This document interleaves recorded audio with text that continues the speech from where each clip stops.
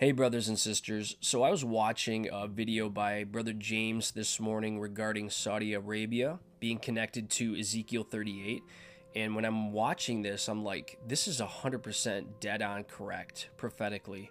And what he does is he does an excellent job connecting the prophetic dots and how Saudi Arabia is going to play a huge role in getting together with Israel to produce this false peace and security.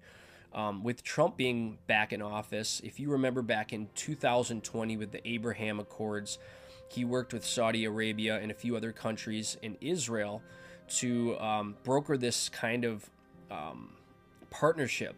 And we know with Israel being an economic power in the Middle East, Saudi Arabia is also a huge economic power in the Middle East. Both have rich natural resources. Their economies are booming.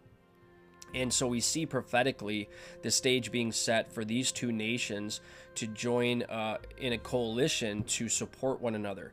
Now, what James does is he ties Saudi Arabia into the scenario where Gog and Magog invades Israel when they're experiencing their false peace and security during the tribulation period, when they're dwelling in unwalled villages, as it's laid out in Ezekiel 38 and 39, and how Saudi Arabia just kind of stands back and says, what are you doing? What, have you come to plunder goods? And so I believe, and what I'm going to do is I'm going to play a short 2-minute clip from James's video so you can see what I'm talking about. But I want to provide commentary on the map. This map shows how they're creating trade routes through Saudi Arabia, through Israel, to the European Union, and how this will connect, I believe, the beast system. I believe that Babylon will be literal Babylon in the land of Shinar, and that this commercial headquarters for the Antichrist will be in modern-day Iraq, in Babylon. And I believe that Saudi Arabia bringing all these nations together through this false peace and security, through this economic prosperity, we can see the prophetic dots lining up. So I'm going to play that clip for you here from Brother James's presentation, and then I'll provide a little commentary on the back end. So here's that clip. That Saudi Arabia will be the nation that will object to this type of thing, then that also has to mean that Saudi Arabia is going to be a nation that is going to be known and respected for, leading up into that time, wanting to make peace, wanting to bring prosperity to the region. And folks, we're already seeing that happening. Look at all of the things that's going on all over the Middle East and in the Persian Gulf.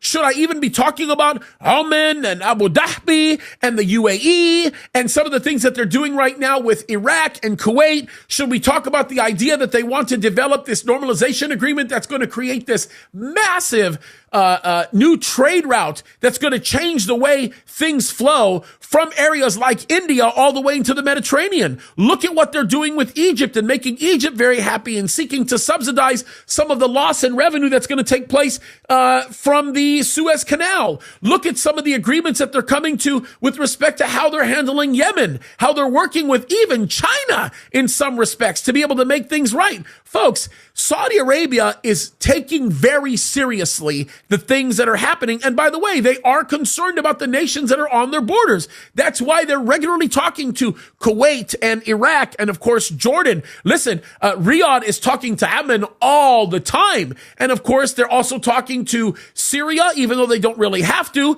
Of course, they're spending a lot of time talking to Israel using back channels. But this stuff is becoming very significant because they see the gold mine in it. So when you hear of a time where Saudi Arabia will object to all of this crazy stuff, you need to pay attention to Saudi Arabia. Saudi Arabia is a nation that as they come up in the news, you should be paying attention. All right, so you just heard from Brother James. Look at this map that he refers to in his presentation regarding the trade routes. Look at how it connects the East to the Middle East to the European Union and goes right through Israel.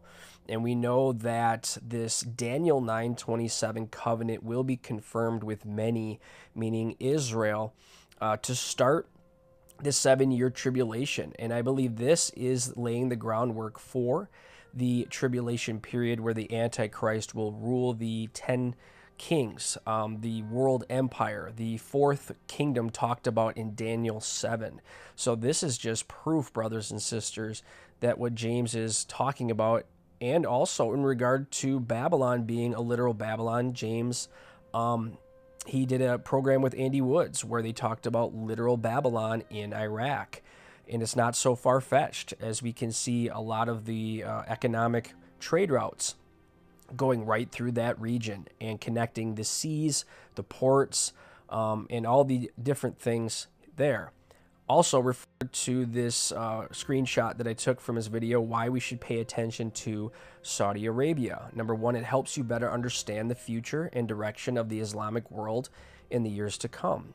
Two, it helps understand the general temperature of the overall region as we approach the end times. And Saudi Arabia serves as a canary in the coal mine. So we should be paying attention to what Saudi Arabia is going to do in regards with Israel and the other nations surrounding it.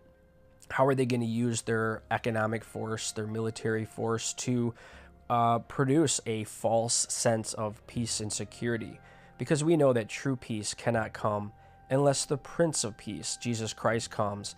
And we know that the first seal in the tribulation will be that false peace. So everything is lining up, brothers and sisters. We see Trump, the reviving of the Abraham Accords, Saudi Arabia, Israel, Iran, Russia, Turkey, this Gog-Magog alliance. All of these things are shaping up in the Middle East with war, World War III, etc. So keep your eyes to the skies, brothers and sisters. We're getting close.